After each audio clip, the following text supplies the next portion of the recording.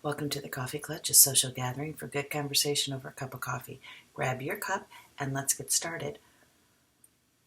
Today's old saying is, be careful what you wish for. I think it's a timely saying, and yet it's thousands of years old. The best I could tell, it originates with Aesop, which is 260 BC, 260 years before the birth of Christ. So this old saying's been around a long time, and it certainly addresses the feelings that we often have, which is that something isn't quite right. Something should be better. Life is too hard. And yet, if we're not careful, we can make things worse. It comes with the warning that what you think might be the answer to a problem or a concern might fall short of the outcome that you're really looking for.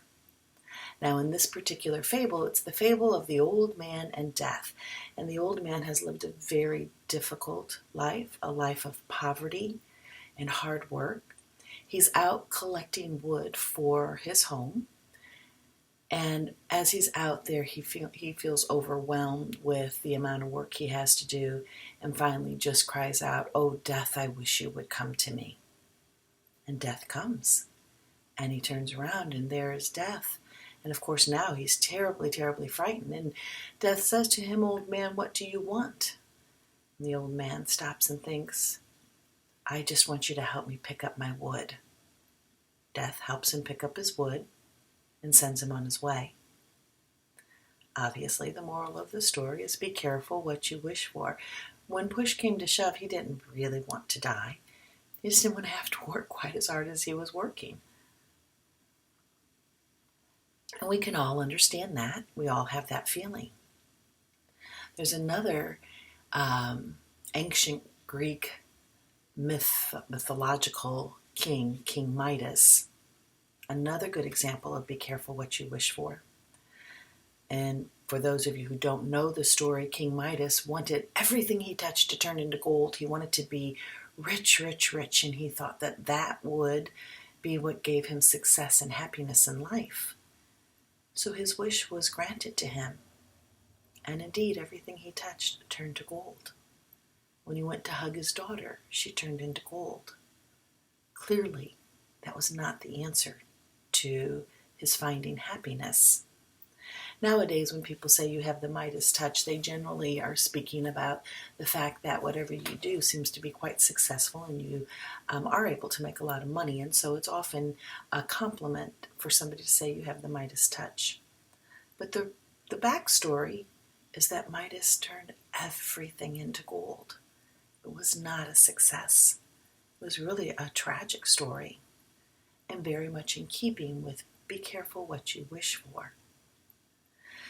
You know, our lives can be very complicated, and we often think that the answer to our complicated, struggling, difficult lives is money, wealth, success, fame.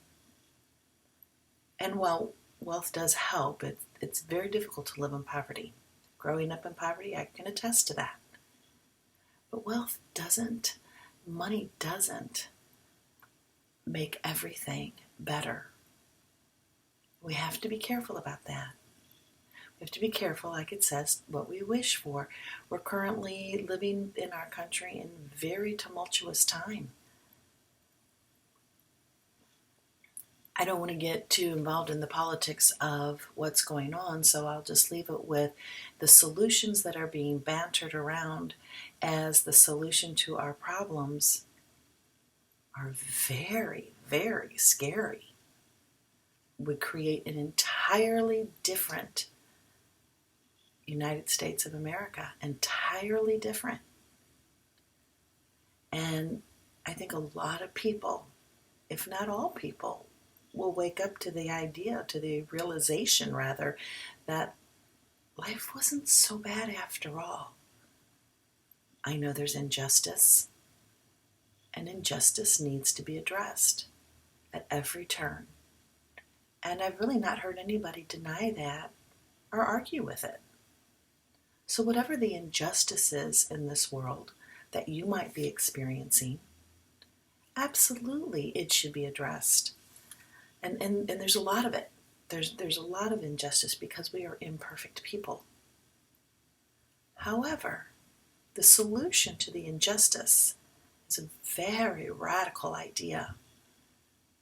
And this can go for very generalized situations. Be careful what you wish for, because you can't always turn back the clock. If what you wish for is successful in terms of coming about, yet not successful in bringing you the solutions, you can't always just change it back. So it's my word of warning, especially to you young people, because you're the ones that will have to live with whatever solutions society comes up with for whatever the particular problem might be. And this brings me to my second saying today, and it's from Mother Teresa of Calcutta, Saint Mother Teresa of Calcutta. Be the change you want to see. I love that saying because for many of us, it's very easy to shout and complain and take our stance that this is wrong and that is wrong. This is an injustice. But actually being part of the solution is harder. It's just more difficult.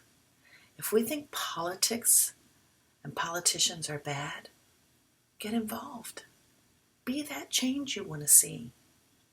If you think neighbor to neighbor is unkind and uncharitable, then be charitable and be kind. It can be contagious. It can start with one person. If you want to see a world filled with more love, be more loving. It's why the virtues are set out there for us, to try and attain these virtues. Be loving, be charitable, be kind, be thoughtful, be calm, listen, be gentle. Each one of us can be those things. Each one of us can affect at least one other person's life. Don't sit around and wait for someone else to make the changes that you think need to happen. Be that change. It's something I want to be. I want to be that change. I like to be out in public. I hope to make a kind comment, a kind statement to at least one person every time I leave the house. It's kind of been my little goal. If I see somebody and I think their dress is beautiful, I will make certain I walk over to that person and say, I love that dress you're wearing. That color looks beautiful on you. Or look at somebody straight in the eyes and say, have a good day. Whatever it is, I like to think that maybe just that one little kind comment will blossom into that much more, that maybe that person will go home and be a little kinder, be a little nicer. And that kindness, those virtuous behaviors can blossom. So in combination, be careful what you wish for. If there's a problem and you want it to be fixed, look to yourself first to see how you can fix that problem. And then be the change you want to see. Change doesn't happen overnight. It's typically incremental.